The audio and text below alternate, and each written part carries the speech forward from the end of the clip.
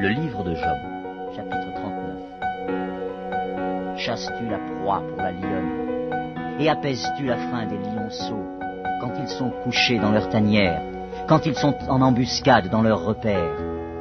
Qui prépare au corbeau sa pâture, quand ses petits crient vers Dieu, quand ils sont errants et affamés? Sais-tu quand les chèvres sauvages font leurs petits? Observes-tu les biches quand elles mettent bas? Comptes-tu les mois pendant lesquels elles portent, et connais-tu l'époque où elles enfantent?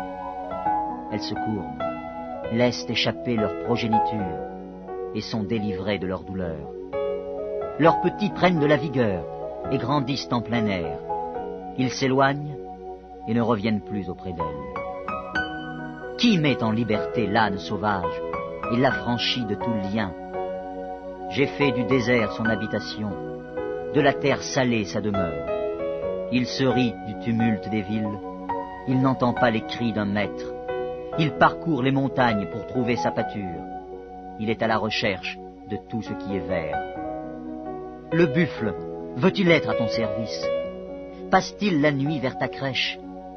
L'attaches-tu par une corde pour qu'il trace un sillon? Va-t-il après toi briser les mottes des vallées? Te reposes-tu sur lui parce que sa force est grande? Lui abandonnes-tu le soin de tes travaux? Te fies-tu à lui pour la rentrée de ta récolte?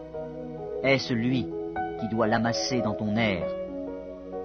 L'aile de l'autruche se déploie joyeuse. On dirait l'aile, le plumage de la cigogne.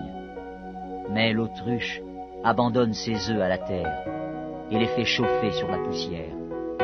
Elle oublie que le pied peut les écraser, qu'une bête des champs peut les fouler.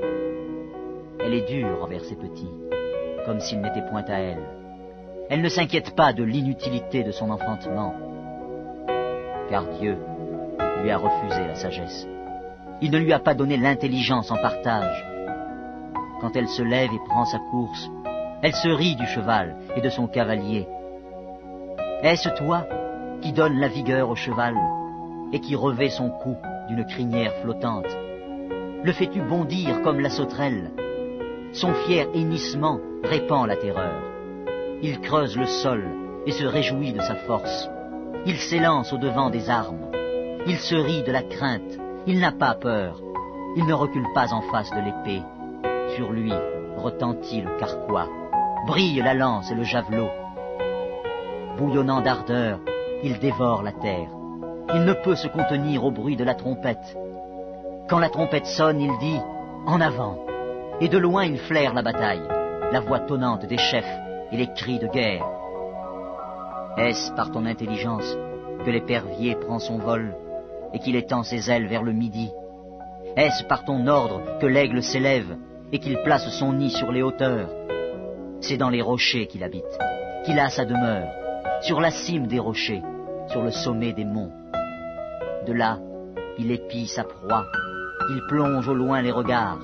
Ses petits boivent le sang, et là où sont des cadavres, l'aigle se trouve. L'Éternel, s'adressant à Job, dit: Celui qui dispute contre le Tout-Puissant est-il convaincu? Celui qui conteste avec Dieu a-t-il une réplique à faire? Job répondit à l'Éternel et dit: Voici, je suis trop peu de choses. Que te répliquerai-je? Je mets la main sur ma bouche. J'ai parlé une fois, je ne répondrai plus. 2 fois, je n'ajouterai rien.